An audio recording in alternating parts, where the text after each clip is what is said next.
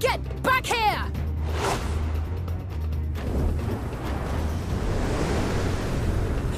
Is that... It can't be.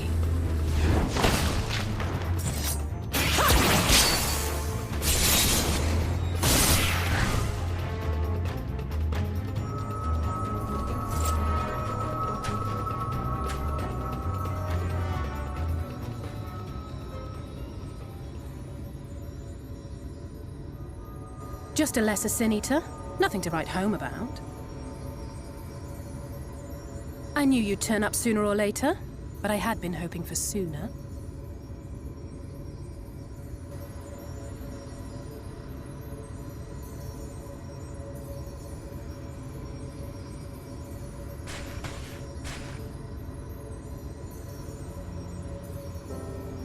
How are you?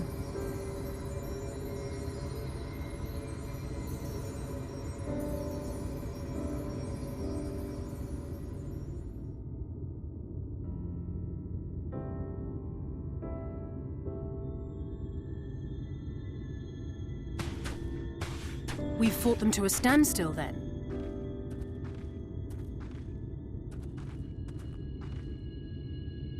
The Exarch did say that the Empire seemed to have drawn back when he last looked in on the source. But without knowing for sure how fast time was passing there, I couldn't help worrying that a lot might have happened since then. I'm heartily relieved to hear that it hasn't, just as Alphonse must have been. As you can imagine, both he and Urianger were desperate to hear the news from home when I arrived. I haven't actually seen Thancred and Y'shtola yet, but they will have heard all the latest developments from the Exarch by now, or should have at least.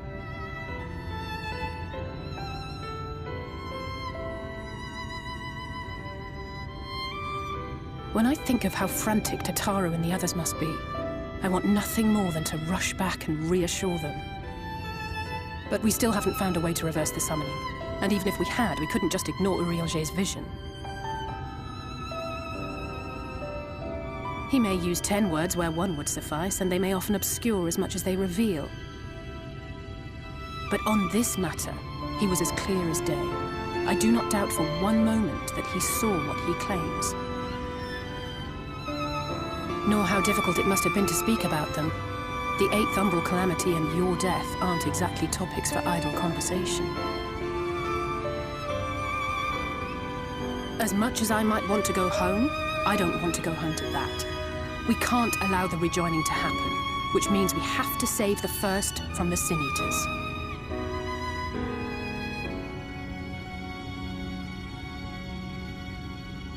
That great wall of white is a remnant of the Flood.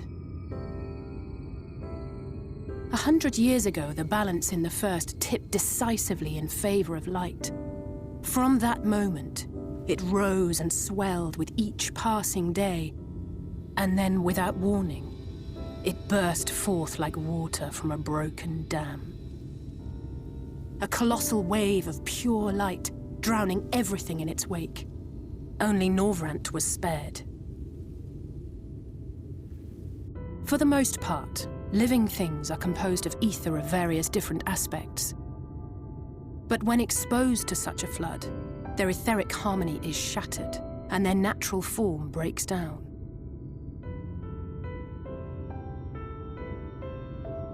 Then they either perish, or are warped into mindless abominations.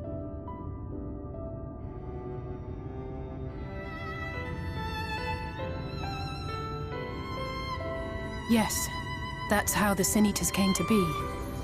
They were once living creatures, or people, that were caught in the path of the Flood. Once the change is wrought, there is no going back. In that instant, they are gripped by an insatiable appetite for ether, and will happily gorge themselves on any living thing within reach. But even that is not the worst of it. The stronger Sin Eaters can plant light in us, like seeds in soil, corrupting our ether and triggering the birth of new monstrosities. They are creatures of base instinct that exist only to feed and to multiply. They feel no pity, know no remorse, and are utterly deaf to reason, which is why they must be destroyed. Every last one of them.